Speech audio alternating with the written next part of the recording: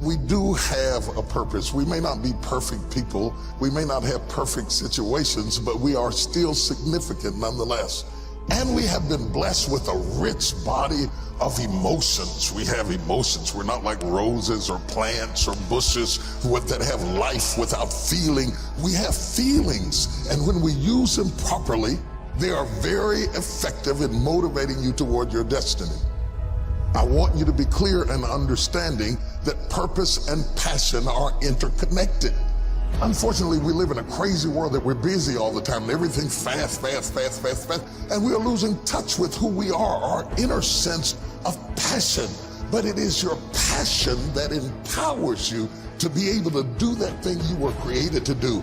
We have passion through which we thrust into the throes of life to accomplish the things that we were created to do so that we can function at a higher dimension with authority and with conviction. You need passion to withstand all the obstacles that go along with your purpose.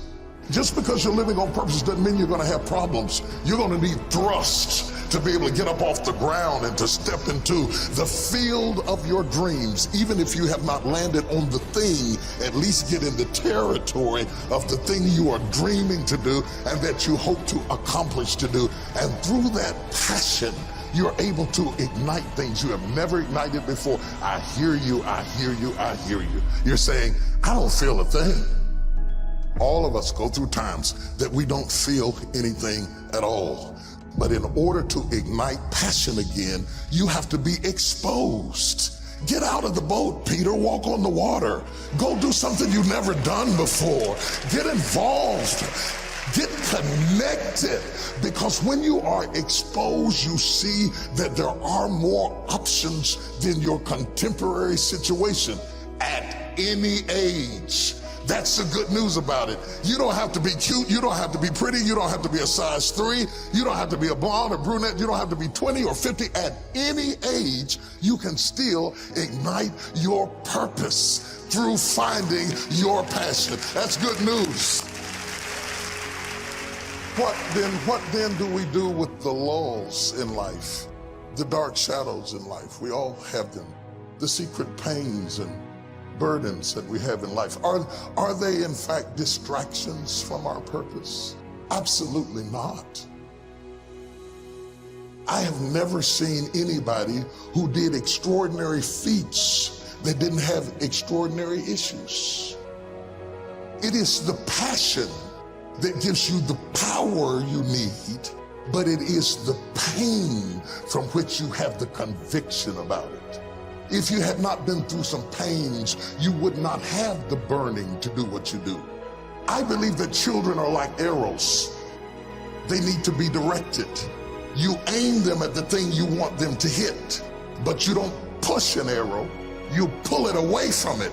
And it is the digression that causes the progression. If your life has been tough and it's been hard and you had to pull yourself up by your bootstraps and your childhood wasn't so good, guess what? That was just the arrow being pulled back so that when you are released, you can thrust after the thing you're after.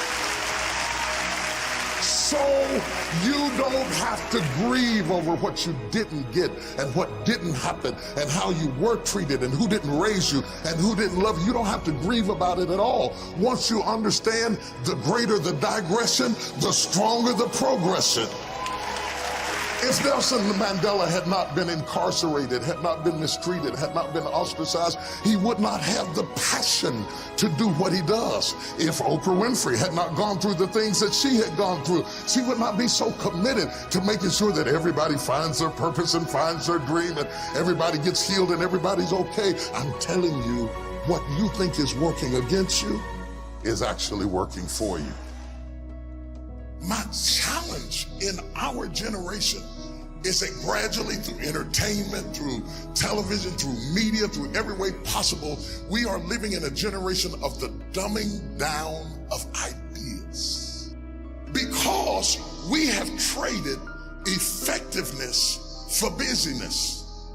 Statistics say we are busier than any other generation we have seen in the last 300 to 400 years. We are so busy. We are busier than a one-arm wallpaper hanger. We're just busy We are just as busy as we can be, and we think because we're busy, we're effective. But I want you to challenge your schedule for a minute and ask yourself, are you really being effective? Or is your life cluttered with all kinds of stuff that demands you and drains you and taxes you and stops you from being your highest and best self? And are you substituting busyness and all the chaos that goes along with busyness from being effective? Let me tell you, a bunch of scientists got together, they began to do some research, and they begin to determine that 80% of the things we do are busy things that we do in an area that is not effective, that the average person only spends 20% of their time doing the thing that they are really gifted at, created at, passionate about, excited to do, and the rest of it is all the dismal, dumb stuff that we all have to do in order to survive. Just crazy stuff that we're doing. Wonder what would happen if we would go from doing 80% of things that are busy but not effective and 20% of the things that are really effective, if we would switch those numbers around and only give 20% of our time to the things that we have to do and 80% of our time to the thing that we were created to do. Wonder what would happen to your life. Now think about it a minute. There's a lot of things you could take from me and I could make it. You could take my suit, I got another one. You could take my car, I could get another one. You could take my house, I could get another house. But when you take my time, you have taken something from me that is totally irreplaceable. We take all kind of classes for money management.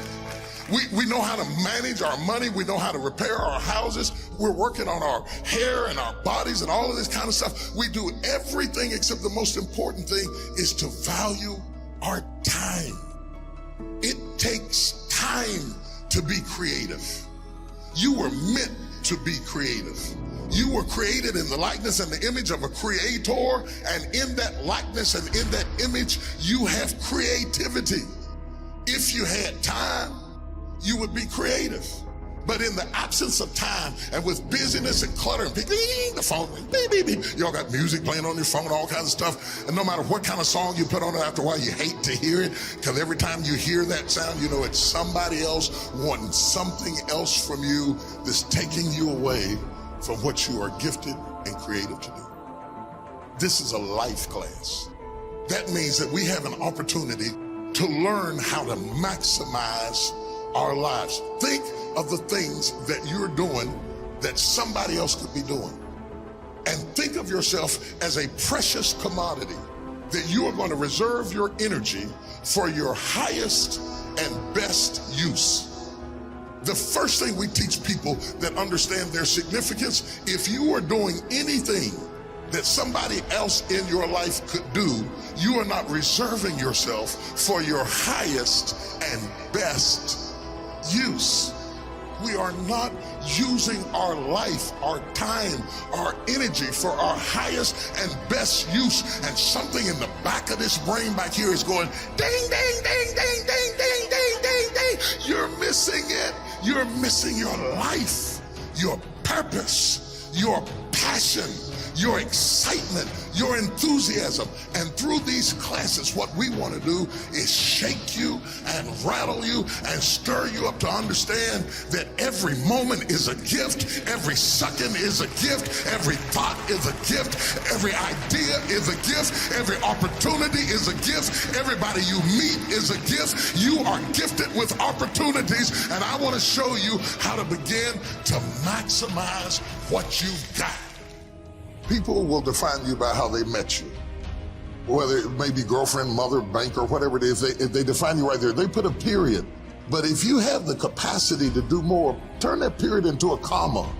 I tell people, don't let people put a period where God has put a comma. Explore all of your life, no matter how diverse it is. There are some people who have more capacity and they can handle more things, and there are other people who have to focus on one thing and do one thing well. You have to determine which one you are and be that. A lot of people don't know how to get over the past. They don't know how to forgive. They confuse forgiving with forgetting.